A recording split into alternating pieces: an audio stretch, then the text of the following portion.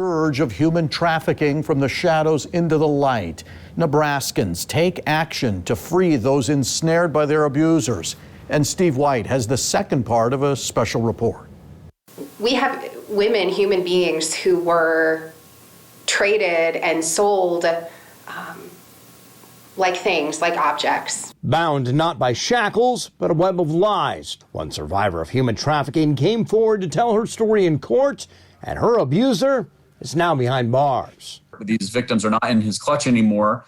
They're recovering, their future is bright, and he's going to spend the next several decades in state prison. 2020 was a record year for human trafficking in Nebraska. A third of all cases ever opened in the state brought last year. I don't think we've reached our peak. I really do think there's still a lot of momentum, a lot of motivation, a lot of cooperation. And I think especially once we get out from COVID and can start doing some proactive operations again and being a little bit more aggressive in uncovering this, that we're going to have another good year this year.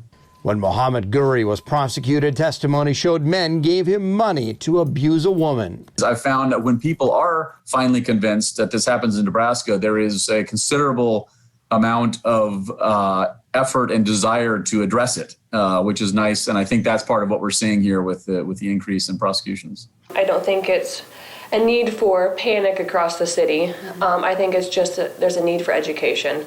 Part of that is educating police and prosecutors like these who have shown a willingness to pursue justice. There's a lot more prosecution, and when I tell people I'm excited about that, I'm pleased with that. Of course, I have to give the caveat that it's because I believe we're uncovering what's already been there, not because there's been a rise, and of course, we're pleased about that.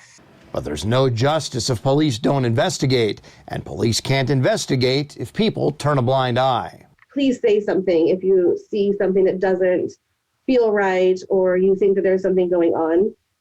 The police would tell you, Kayla would tell you that she would rather investigate 100 things that were nothing than miss the one thing that was. Investigator Kayla Larkins found that 1 in 100, and while the trafficker is behind bars, his survivors may never truly be free. The survivors are going to be dealing with the after effects of the trauma that they endured for the rest of their life. Many are surprised to learn it's not Lincoln and Omaha that have the most cases, but here in central Nebraska, Hall County with a recent conviction, and that investigation continues. Plus, in Furnace County, an investigation there now has 12 men facing charges. Reporting in Grand Island, I'm Steve White.